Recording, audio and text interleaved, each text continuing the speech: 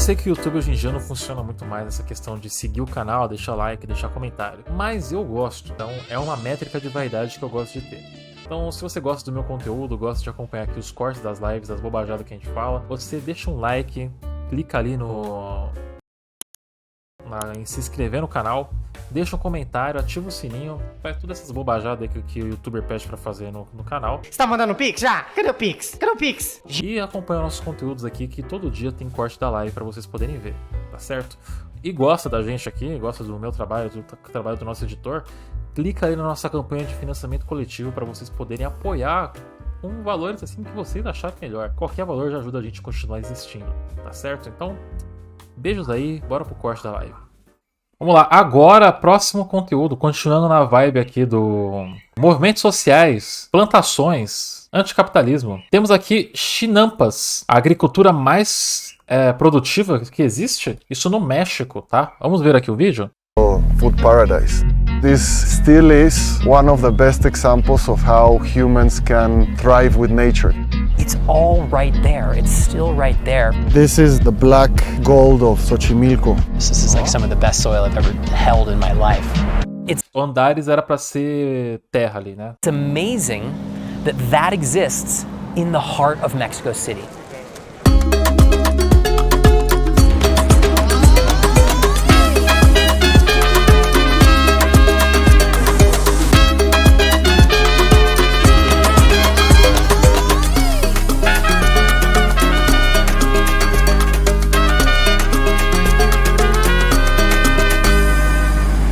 Acabou a música? We are here in Mexico City to see an ancient agricultural system that is still productive today. And we're here to see, is this the most productive agricultural system in history? And what can we learn from this system to help us face the great challenges that we face in this day? The basin of Mexico City is located at a high elevation in the south of the country. The basin used to be covered by 5 lakes, and it was on an island in one of these lakes that the Aztecs built their legendary capital city, Tenochtitlan. Even before the Aztecs, agriculture had taken a unique form here. In order to grow food in this flooded landscape, an innovative form of agriculture was developed, where land was recovered for farming by building artificial islands and peninsulas that are known as the Chinampas. These Chinampas covered the lakes and provided food for the capital city in a maze of canals and raised gardens. Ah, você viu? É tipo ilhas artificiais para agricultura e os bolsões de águas viraram tipo piscicultura, né? Para criação de peixes. When the Spanish conquered Tenochtitlan in 1521, they began to systematically destroy the city and the intricate waterworks that included the Chinampas.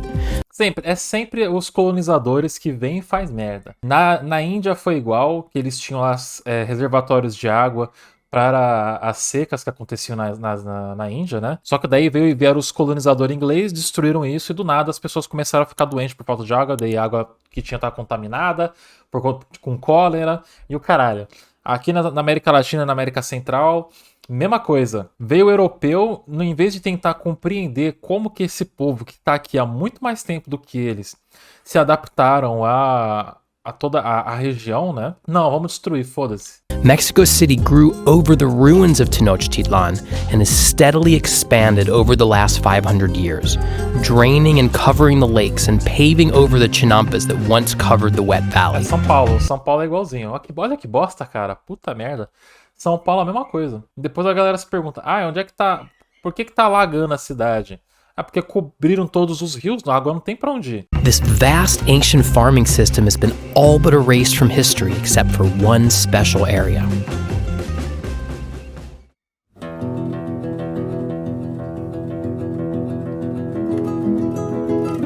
So these are the Chinampas, also known as the floating gardens of Xochimilco, and they're still in use 500 years after the fall of the Aztec Empire. So why do we think this could be the most... E do Império Espanhol também, né? Dos dois impérios. ...fertile agricultural system in history. Assim, ele fala com o Império Espanhol, o Império Azteca. O Império Azteca sofreu um genocídio pelos espanhóis, né? Não é que eles do nada pararam de existir.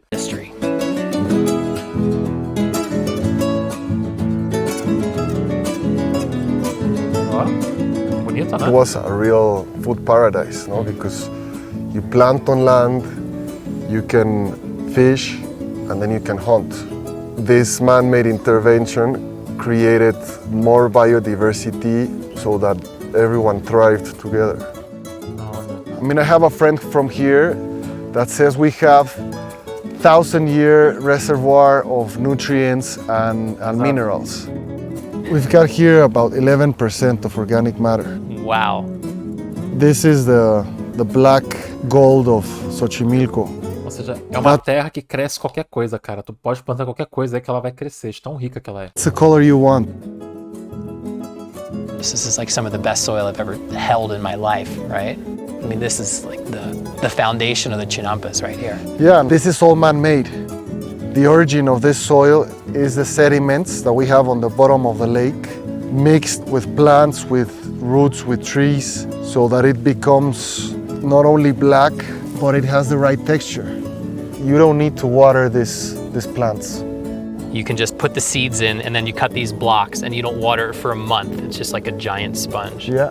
Caraca, And as long as we keep it covered, then it will stay that way. Because Mexico City is a giant basin, there's no outlet for all the sediment that washes down from the mountains. This has gone on for millennia, and so all of the soil and debris from this large mountain range settled into the lakes, providing extremely fertile materials for constructing the Caraca, ou seja, a cidade tá em cima de um puta de um solo fértil que foi completamente concretado e destruído. Chinampas. Because of this geography, there's a deep and long-lasting reservoir of fertility that formed the basis of food production for ancient civilizations. This is a very shallow lake. And because it's so shallow, it was easy enough to pull mud out of the canal and to put it in this rectangle. The Chinampas were constructed by creating a perimeter of willow stakes known as aguajotes that were anchored to the bottom of the lake. Reeds were then woven around the framework of the stakes to create a container enclosed on four sides. Into the Cara, é muita tecnologia, né? Daí a gente tem que ficar engolindo nos europeus que eles eram o povo mais avançado que existia na Terra naquele momento, né? Ó, um povo com mais alta tecnologia. This container was placed brush, aquatic plants, weeds, and whatever else was available, making a big sponge of organic material. Then using buckets or long shovels, the lake mud was scooped out and placed in a layer over the organic material. More organic material and more mud could be added as needed to get the chinampa to the desired height. Over time, the organic material broke down and the whole mass became a body of soil that could then be planted. The aguajote willow stakes would then sprout and grow roots to shore up the perimeter of the chinampa, and more trees were planted as needed. The chinampa became stable and many crops could be continually planted. Cara, eles criavam ilhas artificiais, eles tinham a tecnologia de criar ilhas artificiais produtivas para produzir alimentos, e ao mesmo tempo eles afundaram o lago que era rasinho, aumentando ali a diversidade de peixes na região. Chinampa in particular Quantidade, né? is the one that looks like how it was originally designed. It resembles the most the original design. So we can picture that this chinampa could be worked by one person. I am sure that the chinampa in its origin is an agroforestry system, always surrounded by trees. As we say, this is an agriculture based more on process than on inputs.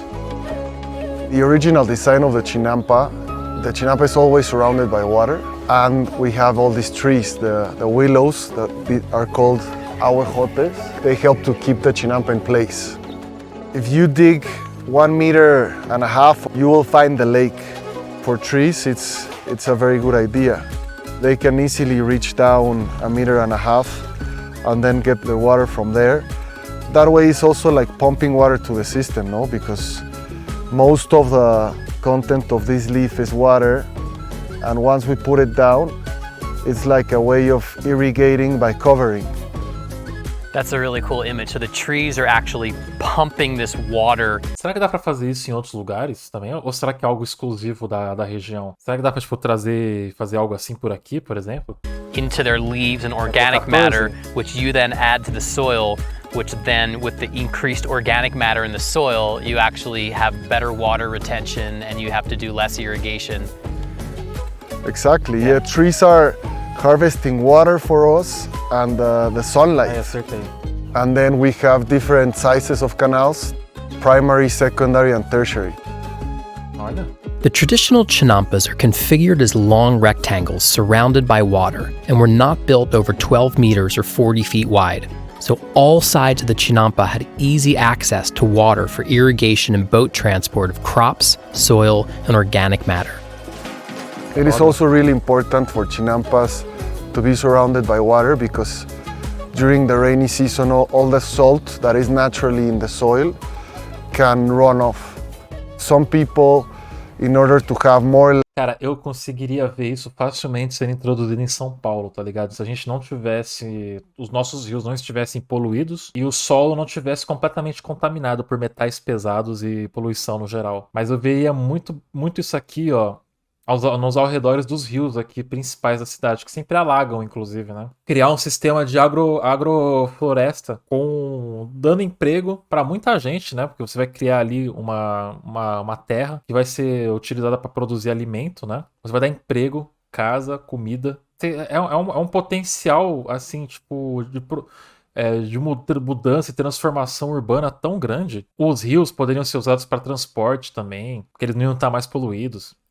Hoje eu não sei se é possível, cara. Do jeito que tá a situação, eu acho que é impossível fazer isso, porque o solo tá muito contaminado. Muito contaminado. Teria que jogar tudo fora, tá ligado? Pegar toda a terra, toneladas e mais toneladas de terra, e jogar tudo fora, ou passar por um processo de descontaminação, que deve dar pra fazer, né? Deve ter algum processo que você faz para descontaminar o solo, né? Land, they have filled up canals and cut down trees. But knowingly or without knowing, they are disrupting the original design that, in my opinion, it's perfect. There are 3 canal types. The primary canals, which are big enough for small barges for transporting lake mud and crop residues. The secondary canals are sized for canoes. And then the tertiary canals are just small channels big enough to irrigate from, but too small for boats. We are using those smaller canals to start to reintroduce all those endemic species here. Well, the most emblematic species is the axolotl. Ah, esse bichinho é muito foda, né, cara? Olha lá. Olha quem tá aí, nosso amigo axolote. It's like a salamander, it's an amphibian. Axolotls, as biologists say, they are bioindicators, know that the ecosystem is healthy. Right. You have to have all the food chain.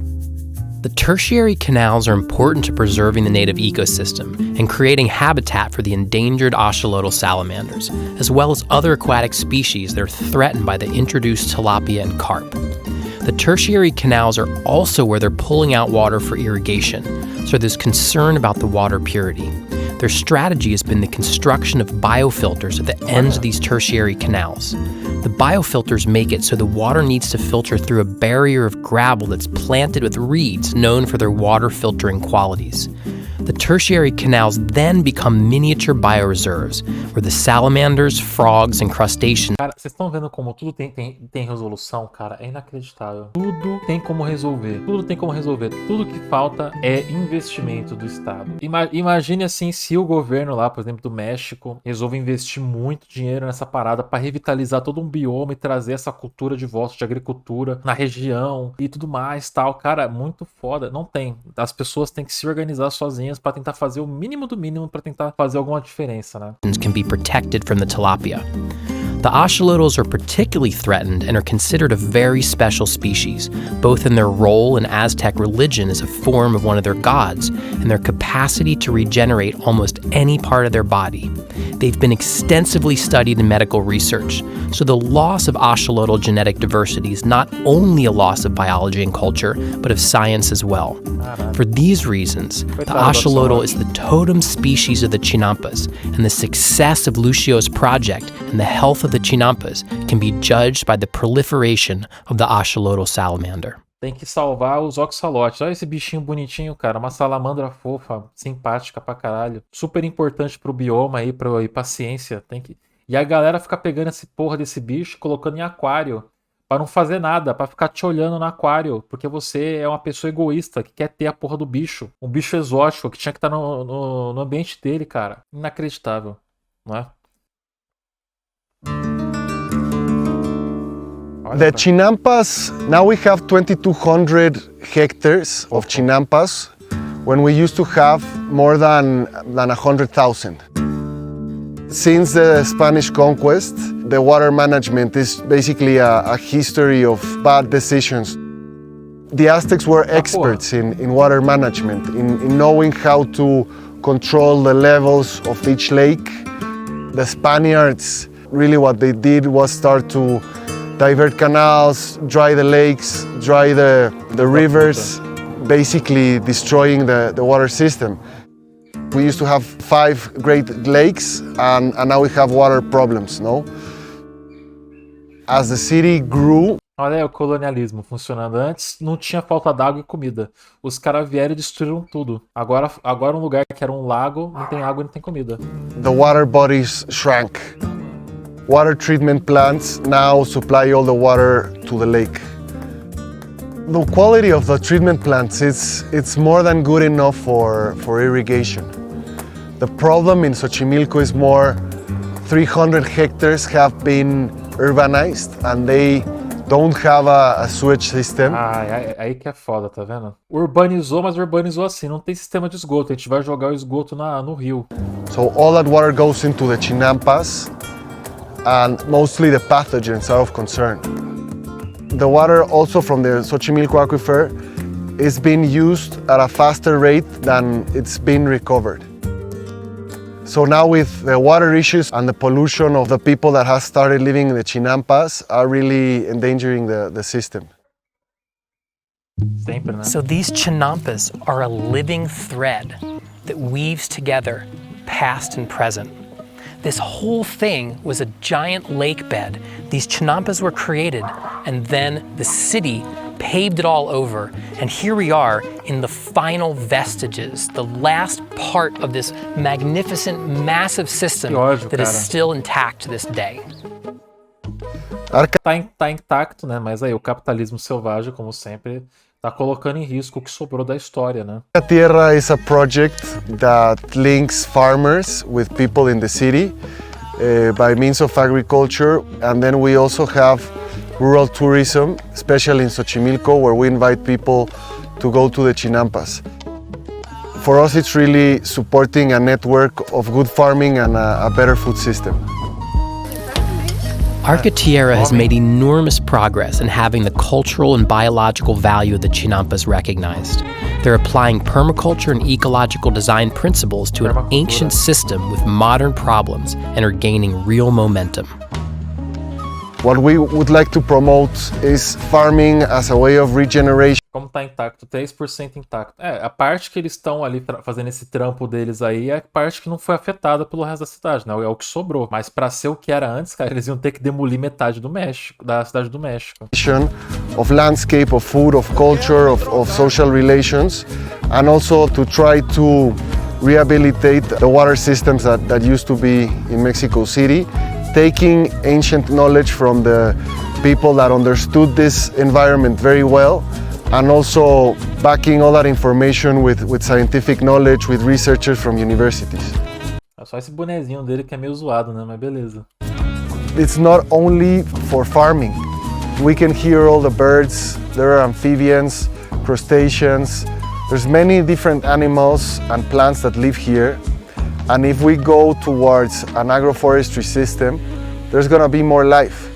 And we're gonna sequester more carbon, and it's gonna be more beautiful. So the challenge is to make it profitable, very productive, and that more people can join. Cara, isso aqui recupera a terra, traz turismo, isso aqui vai criar emprego pra galera, vai resgatar a cultura local. E, tipo, é um projeto muito foda, sabe? Muito foda. So, what do we have to learn from this system that can Temos que aprender que temos que derrubar o capitalismo, é isso. be applied elsewhere? This is a pattern that can be replicated in any wet, swampy area. Lower the low areas for deep water and raise islands for cultivation. We can create more production and diversity on these wet sites. This is a resilient strategy that has withstood the test of time, and we are standing here on living proof of that. people say that this is, the most productive agricultural system in history. What are your thoughts on that? I don't know if it's the most, but definitely on the top list. And that is because the people that lived here 1,000 years ago had this great sensibility and combined, like human ingenuity with natural power. The sun, the water, the nutrients, the minerals. In my opinion, this still is one of the best examples of how humans can thrive with nature. Curiosamente, né, todos, América Latina, América Central e América do Norte, o que mais tinha era seres humanos vivendo em harmonia com a natureza, né? O que mais tinha, os seres humanos que aprenderam a viver em harmonia com a natureza, respeitar os seus ciclos e não tirar mais do que eles precisavam. Aí veio o colonialismo e fez o quê, né? Co-create. Daí alguém vai falar: ah, mas eu li lá em Sapiens que quando os seres humanos eles vieram para América do Central, América do Norte, América do Sul, eles causaram uma grande extinção em massa de grande mamíferos lá, que é a megafauna. É mentira, tá? Sempre aparece alguém de Sapiens. Isso é mentira, não existe. Eles já mostraram que o desaparecimento da megafauna não tem relação com o aparecimento de seres humanos nessas regiões. Foram outras coisas que levaram a megafauna a desaparecer. The most productive system in Mesoamerica, all year round. As long as you give back enough, you will have que bonito essa couve. A couve-flor plenty roxa. of production. I knew about the Chinampas, like, whoa, the Chinampas in Mexico City. This is something I've heard about from my early studies in permaculture. But I've got to say, actually, my expectations have been surpassed. I didn't realize the extent of what the Arca Tierra project. Cara, assim, eu tenho uma crítica a fazer a esse vídeo, que é a barba do apresentador. Porra, eu acho esse tipo de barba muito feia, cara. Que é só um negocinho aqui assim, ó. Eu, particularmente, eu acho muito feio.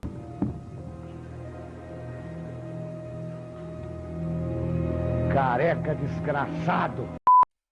Was accomplishing there. I didn't realize that they were actually already deep into integrating more contemporary ecological practices like syntropic agriculture and agroforestry. I didn't realize how far into this process they were, and that they'd already kind of redesigned the Chinampas and created habitat and created biofilters for the water supply and had shared so deeply with so many people with their... Pô, se eu for pro México um dia, eu quero fazer todo o rolê. Eu quero visitar as pirâmides, eu quero fazer o rolê do Chinampas. E não é caro, né, pra vir daqui pro México. Their public relations campaigns and all of the events that they host there, connecting the population of Mexico City right into the heart of the Chinampas. So I'm super impressed with Lucio and with the work of Arca Tierra, and also just sinking into the beauty of the Chinampas, just spending a couple days going on the boat and looking around the birds and the plants and the people. It's amazing that exists in the heart of Mexico City. There's not a lot of other places in the world that you go that the ancient system is still intact and is being actually improved in this way. E expandido, né, cara? Imagine se o governo chega lá e fala: beleza, a gente vai destinar mais 5.000 hectares para as Chinampas. Vocês conseguem expandir as Chinampas? E os caras falam assim: a gente consegue, bora. It's all right there. It's still right there for us to learn from and experience. Everywhere we go here, we see the legacy of ancient cultures that have survived here for millennia off of the land, and we have a lot to learn from them.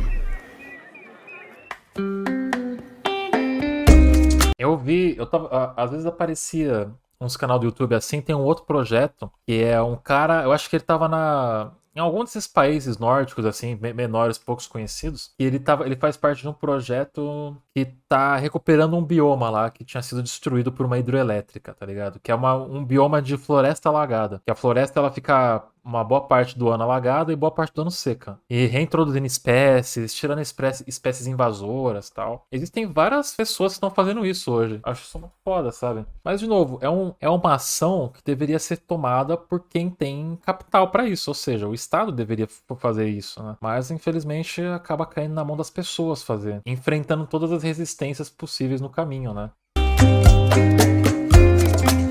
Oregon State Productions.